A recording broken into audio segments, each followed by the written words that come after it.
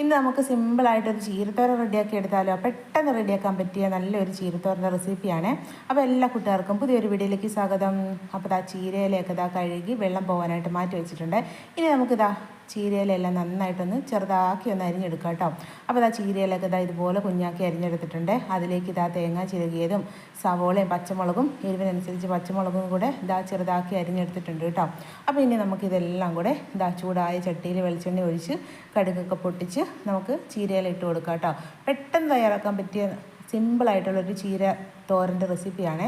അപ്പം ചില ആൾക്കാരൊക്കെ ചീര തോരൻ വെക്കുമ്പോൾ തേങ്ങയൊക്കെ ഒതുക്കി ചേർക്കാറുണ്ട്. ഇപ്പം നമ്മൾ തേങ്ങയൊക്കെ ഒതുക്കി ചേർക്കാതെ പെട്ടെന്ന് റെഡിയാക്കാൻ പറ്റിയ ഒരു ചീരക്കറിയുടെ റെസിപ്പിയാണ്.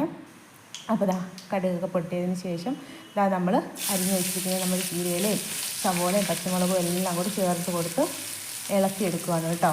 അപ്പം നമ്മുടെ വീഡിയോ ഒക്കെ ഇഷ്ടപ്പെടുന്ന കൂട്ടുകാർ ലൈക്ക് ചെയ്യാൻ മറക്കരുത്. ആദ്യമായിട്ട് കാണുന്നവരൊക്കെ ഉണ്ടെങ്കിൽ ചാനൽ സബ്സ്ക്രൈബ് ചെയ്ത് ഒന്ന് സപ്പോർട്ട് ചെയ്യണം കേട്ടോ. അപ്പോൾ ചീരയിലെല്ലാം ചേർത്ത് കൊടുത്തിട്ടുണ്ട്. ഇനി നമുക്ക് പാകത്തിനുള്ള ഉപ്പും കൂടി അങ്ങ് ചേർത്ത് കൊടുക്കാവേ. ഉപ്പും കൂടി ചേർത്ത് കൊടുത്ത് പിന്നെ പാകത്തിനുള്ള മഞ്ഞൾപ്പൊടിയും കൂടി ചേർത്ത് കൊടുക്കുകയാണ്.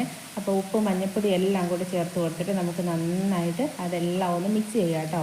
അപ്പം ചീരത്തോരനൊക്കെ ചീരയിലൊക്കെ പെട്ടെന്ന് റെഡിയാക്കിയിട്ട് ഒന്ന് അടച്ച് വെച്ച് ഒന്ന് ആവി കൊള്ളുമ്പോഴത്തേക്കിന് നമ്മുടെ ചീരയിലെല്ലാം പെട്ടെന്ന് തന്നെ റെഡിയാക്കി കിട്ടും. വളരെ എളുപ്പത്തിൽ നമുക്ക് പെട്ടെന്ന് ഉണ്ടാക്കാൻ പറ്റിയ നല്ലൊരു അടിപൊളി ടേസ്റ്റി ആയിട്ടുള്ള ഒരു വിഭവമല്ല ചീര എന്ന് പറയുന്നത്. ഒട്ടുമിക്ക ആൾക്കാർക്കും ചീരയിലൊക്കെ ഇഷ്ടമായിരിക്കും.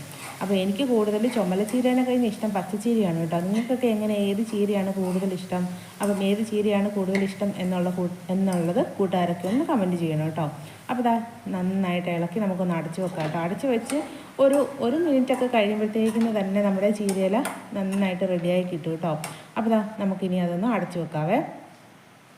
അടച്ചു വെച്ച് ഒന്ന് തുറന്ന് നോക്കി കഴിഞ്ഞപ്പോഴത്തേക്കിന് നമ്മുടെ ചീരയിലൊക്കെ നന്നായിട്ട് വാടി വന്നിട്ടുണ്ട്. ഇനി നമ്മളിത് തുറന്ന് വെച്ച് ഒന്ന് അതെല്ലാം ഒന്ന് വെള്ളമൊക്കെ ഉണ്ടെങ്കിൽ അതെല്ലാം ഒന്ന് ഡ്രൈ ആക്കിയിട്ട് തുറന്ന് വെച്ച് തന്നെ നമ്മളതിങ്ങ് റെഡിയാക്കി എടുക്കും കേട്ടോ. അപ്പോൾ ഇത്രയേ ഉള്ളൂ സിമ്പിളായിട്ടുള്ള നമ്മുടെ ചീരത്തോരൻ്റെ റെസിപ്പി. അപ്പോൾ നമ്മുടെ കുഞ്ഞു വീഡിയോ ഇഷ്ടപ്പെട്ട എല്ലാവരും സപ്പോർട്ട് ചെയ്യാനും ലൈക്ക് ചെയ്യാനും മറക്കരുത്. വീണ്ടും നല്ല നല്ല പുതിയ വീഡിയോസൊക്കെ ആയിട്ട് നമുക്ക് വീണ്ടും കാണാം.